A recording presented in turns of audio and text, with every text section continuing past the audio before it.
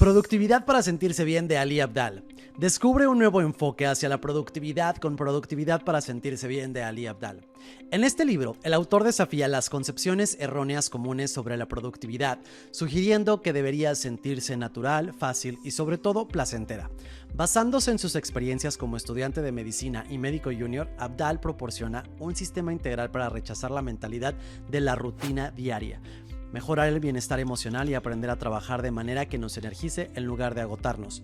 Con un enfoque basado en la investigación, el autor presenta su modelo de productividad explicando por qué y cómo funciona. Únete a mí en este episodio para encontrar la alegría en tus tareas diarias. Todos estamos familiarizados con la rutina diaria, pero ¿y si no tiene por qué ser una rutina?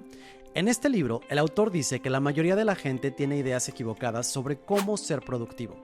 Sostiene que hacer las cosas debe resultar natural, fácil y, lo más importante, placentero. Proporciona un sistema integral para rechazar la mentalidad rutinaria, aumentar tu bienestar emocional y aprender a trabajar de maneras que nos den energía en lugar de agotarnos. Comenzaremos explicando el modelo de productividad para sentirse bien de Abdaal. Explica por qué y cómo funciona. A partir de ahí discutiremos las tres partes fundamentales del método. 1. ¿De dónde provienen los buenos sentimientos y cómo integrar el bienestar emocional en tu trabajo? 2. ¿Por qué la gente procrastina y cómo detener la procrastinación desde su origen en lugar de intentar superarla a la fuerza? 3. ¿Por qué la gente se agota y cómo evitar o recuperarse del agotamiento? Pero te preguntarás, ¿qué es la productividad para sentirse bien? El modelo de productividad de Abdaal se basa en la idea de que el trabajo no solo puede ser placentero, sino que debe serlo. Cuando el trabajo te hace sentir bien, te da energía en lugar de agotarte, lo que significa que puedes hacer mucho más. Por lo tanto, la productividad para sentirse bien no solo aumenta tu bienestar emocional, sino que también beneficia a las personas que dependen de ti. El autor basa su modelo de productividad para sentirse bien en la teoría de ampliar y construir las emociones positivas. La teoría de ampliar y construir afirma que sentirse bien no es solo una breve recompensa por lograr algo. Cuando te sientes bien, eres más receptivo a nueva información y es más probable que pienses en ideas creativas. En otras palabras, sentirte bien amplía tu mente. El autor añade que la productividad para sentirse bien está en directa oposición al trabajo duro, que la cultura moderna embellece. La popular teoría de la productividad actual se basa en la disciplina y la resistencia. ¿Cuánto puedes obligarte a hacer? ¿Cuánto estrés puedes soportar? Sin embargo, eso es lo opuesto a cómo trabaja la gente de forma natural. El autor dice que su modelo de productividad para sentirte bien se puede resumir como un círculo virtuoso. Un círculo virtuoso es un sistema en el que cada paso alimenta naturalmente al siguiente, lo que conduce a mejores resultados con el tiempo. El ciclo de productividad para sentirse bien es el siguiente. Sentirse bien aumenta tu energía. La energía aumenta tu productividad. La productividad te hace sentir aún mejor y el ciclo comienza de nuevo. La explicación de Abdaal sobre el ciclo de productividad para sentirse bien parte de algunas suposiciones que tal vez no siempre sean ciertas. Por ejemplo, Abdaal supone que todo el mundo se siente bien cuando termina una tarea, pero para las personas con depresión o dolor crónico sentirse bien puede que ni siquiera sea posible. También supone que más energía se traducirá en más productividad, pero ese no es siempre el caso. Por ejemplo, las personas con trastorno por déficit de atención e hiperactividad (TDAH) a menudo tienen enormes cantidades de energía, pero es posible que no puedan canalizarla hacia un trabajo útil. La ciencia. ¿Por qué funciona la productividad para sentirse bien? El autor, quien se formó como médico, dice que la productividad para sentirse bien es eficaz porque aprovecha la biología y la neurología naturales de las personas. En términos simples, tu cuerpo y tu cerebro saben instintivamente cuando estás trabajando de manera saludable. Te recompensan con buenos sentimientos para animarte a seguir trabajando de esa manera y mayor energía para que puedas seguir trabajando de la misma manera. Abdaal explica que sientes emociones positivas cuando tu cerebro libera ciertas hormonas como la dopamina y la serotonina. Sin embargo, estas hormonas no solo producen sensaciones placenteras, sino que también tienen una amplia variedad de efectos que te harán más enérgico y productivo. Por ejemplo, la sensación de excitación proviene de la dopamina. La dopamina también aumenta tu concentración para que puedas perseguir de manera más efectiva aquello que te entusiasma. Entonces, el autor diseñó el modelo de productividad para sentirse bien, para ayudarnos a trabajar de manera que produzcamos más hormonas que aumenten la atención y la energía y los buenos sentimientos nos permitan saber que lo estamos haciendo bien. La mentalidad rutinaria utiliza los sentimientos negativos que desencadenan hormonas del estrés como la adrenalina y el cortisol. Estas hormonas ayudan a protegernos y a soportar el dolor, proporcionando una motivación como plazo, pero con efectos perjudiciales a largo plazo. Cuando estamos constantemente estresados, significa que no estamos adaptados para estar constantemente inundados de estas hormonas. El autor enfatiza que todos somos diferentes y que lo que hace sentir bien a una persona no ayudará a otra. Lo importante es descubrir qué funciona para ti. Por lo tanto, nos insta a experimentar diferentes ideas y ver cuáles son los resultados. Si una sugerencia de esta guía para aumentar tu felicidad y productividad no te funciona, simplemente déjalo ir. Obligarte a hacer todo lo que sugiere el autor es simplemente otro tipo de rutina y por lo tanto es opuesto a la mentalidad de productividad para sentirse bien. El autor explica las 3 fuentes de emociones positivas llamadas energizantes que son fundamentales para sentirse bien y ser más productivo: divertirse, empoderarse y conectarse con otras personas. Fuente número 1. Diversión. El autor dice que las personas están programadas para divertirse y la diversión es una parte clave para el bienestar emocional. Lo más probable es que lo sepas por experiencia. Cuando eras niño probablemente pasabas incontrolables horas corriendo, inventando juegos y jugando con cualquier cosa que llamara tu atención en ese momento. Desafortunadamente, añade el autor, muchas personas pierden esa sensación de diversión a medida que crecen. Eso sucede porque nuestra cultura enseña que se supone que los adultos deben dejar de jugar y deben ser serios. Sin embargo, es importante tener siempre alegría y entusiasmo, encontrar pequeños juegos en todo lo que hagamos. El autor nos enseña estrategias que nos ayudan a integrar la diversión a nuestra vida. Encuentra tu estilo de juego. La primera estrategia del autor es descubrir qué tipo de jugador eres. Si tu vida fuera un videojuego, ¿cómo lo abordarías? Por ejemplo, a algunas personas les gusta planificar lo más eficiente y completar cada misión, mientras que otras disfrutan simplemente deambulando y viendo lo que encuentran. A algunos les gusta entregarse a sus compañeros con chistes y entretener a la gente por la emoción. Una vez que sepas qué tipo de jugador eres, Abdal sugiere afrontar cada día con la mentalidad de ese jugador. En segundo lugar, haz que tu trabajo sea atractivo. Las personas pueden pasar horas jugando videojuegos porque están diseñados para captar tu atención. Tienen colores brillantes, música emocionante, personajes atractivos y recompensas periódicas para que sigas jugando. El autor dice que puedes agregar cualquiera de estas características a tus propias tareas. Por ejemplo, puedes agregar algunos colores brillantes o una imagen divertida a tus trabajos, presentaciones. Quizá puedas charlar con amigos mientras trabajas para regalarte un pequeño momento y relajarte. Encuentra la alegría en lo que estás haciendo, no solo en lo que has hecho. Después de todo, juega porque es divertido, no solamente para poder llegar al final. Finalmente, reconozcamos la diferencia entre diversión y frivolidad. El autor dice que existe una idea errónea de que las personas que se divierten no se toman las cosas en serio, como si fuera imposible darlo todo y divertirse al mismo tiempo. Sin embargo, según los principios de la productividad para sentirse bien, ocurre lo contrario. Las personas solo pueden hacer su mejor trabajo cuando se divierten. Fuente número 2. Empoderamiento. La segunda fuente de bienestar emocional del autor es el empoderamiento, por lo que significa tener una sensación de control sobre tus acciones y trabajo. Aquí hay una sugerencia sobre cómo empoderarte. Finge que ya estás empoderado. La primera sugerencia del autor es ser audaz. Incluso si no sientes que tienes el control, aún puedes actuar como si lo tuvieras. Imagínate a ti mismo como alguien con gran confianza y autoestima y finge ser esa persona. Con el tiempo y la práctica cada vez te sentirás menos como si estuvieras fingiendo. En otras palabras, finge hasta lograrlo. Fake it until you make it. Ve cómo ya has mejorado y luego sigue mejorando. El segundo consejo de Abdal para el autoempoderamiento es evaluar y mejorar constantemente tus habilidades. Esto ayuda porque saber que eres bueno en lo que haces te dará una sensación de poder y control. Entonces, si alguna vez te sientes cohibido por tus habilidades en el trabajo o en otros lugares, tómate un tiempo para recordar lo lejos que has llegado. Por ejemplo, si te gusta dibujar, habrá ocasiones en las que no estarás satisfecho con algo que hayas creado.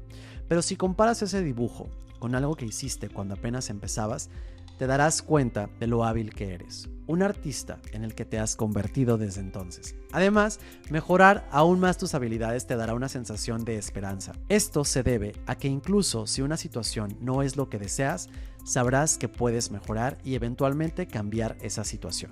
Por ejemplo, si no te dan un ascenso en el trabajo, sabrás que puedes redoblar tus esfuerzos y conseguir un ascenso la próxima vez. Mejora tus habilidades con un aprendizaje eficaz. Una forma de mejorar tus habilidades es estudiar. Por ejemplo, si deseas mejorar tus habilidades de dibujo, puedes aprender nuevas técnicas para obtener los resultados que deseas, así como aprender de errores y trampas que debes evitar. Puedes hacerlo estudiando la teoría del arte y el trabajo de otros artistas. Por lo tanto, tus habilidades en cualquier área mejorarán más rápidamente si comienzas por aprender habilidades de estudio efectivas y como resultado desarrollarás rápidamente sentimientos de empoderamiento y esperanza. Asume la responsabilidad de todo. La tercera sugerencia del autor es asumir la responsabilidad de todo lo que haces. Aunque parezca contradictorio, aceptar las consecuencias de tus decisiones y acciones es una parte importante de sentir que tienes el control de tu vida. Esto se debe a que cuando asumes la responsabilidad, comprendes que lo que haces realmente importa. Por otro lado, si evitas la responsabilidad, sentirás que tus acciones no tienen ningún efecto sobre ti. En otras palabras, parecerá que no tienes control sobre tu propia vida. El autor añade que incluso cuando no puedes elegir tus tareas u objetivos, una situación común en el lugar de trabajo, por ejemplo, aún tienes control sobre tu forma de pensar y tus acciones. Eso significa que depende de ti si quieres quejarte y hacer un trabajo a medias o darlo todo en cada tarea. Contrapunto. Siempre eres responsable de lo que haces. El autor analiza los beneficios de asumir la responsabilidad en lugar de evitarla. Desde esta perspectiva, el autoempoderamiento no se trata de asumir la responsabilidad, sino más bien de reconocer que ya eres responsable. Las acciones que tomes y los valores personales en los que bases esas acciones dependen completamente de ti, sin importar las presiones externas que puedan estar afectando. Fuente número 3, conexión. La tercera y última fuente de bienestar emocional del autor es conectarse con otras personas. Busca personas que aumenten de forma natural tu bienestar y tu energía y pasa el mayor tiempo posible con ellas. En pocas palabras, serás más feliz si tienes buenas personas a tu alrededor. Una forma de construir conexiones o fortalecer las existentes es ayudar a las personas cuando lo necesitan. Esto es eficaz porque trabajar juntos acerca naturalmente a las personas y ayudar a los demás crea vínculos de gratitud y buena voluntad que a menudo conducen a nuevas amistades. Además, no tienes que esperar hasta que alguien te pida ayuda.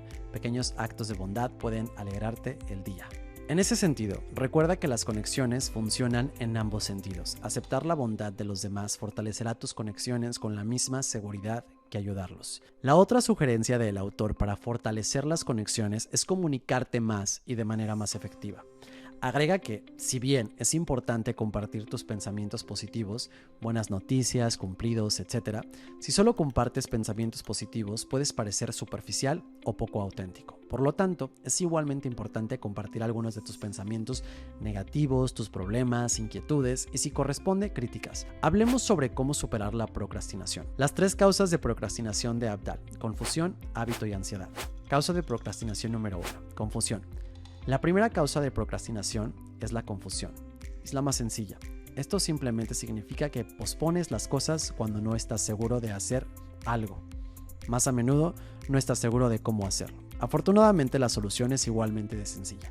Normalmente, unas cuantas preguntas sencillas aclaran cualquier confusión para que puedas proceder con confianza. En primer lugar, si es necesario, haz algunas preguntas aclaratorias sobre lo que se supone que debes hacer. ¿Qué es exactamente esa tarea? ¿Qué estás tratando de lograr específicamente? Abdal sugiere que la mejor manera de abordar una tarea es preguntar por qué se hace, no solo cómo se debe hacer. Conocer el objetivo más amplio detrás de una tarea ayuda a descubrir la mejor manera de abordarla. Por ejemplo, si estás preparando un informe de ventas, saber si es para alguien interno o externo influirá en cómo lo preparas.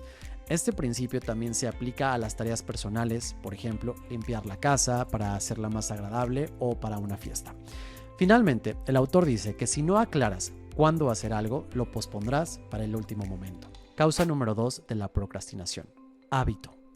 El autor dice que si bien la confusión es la causa más directa de la procrastinación, el hábito es la más común. En resumen, una vez que adquieras el hábito de no hacer nada, tenderás a seguir sin hacer nada.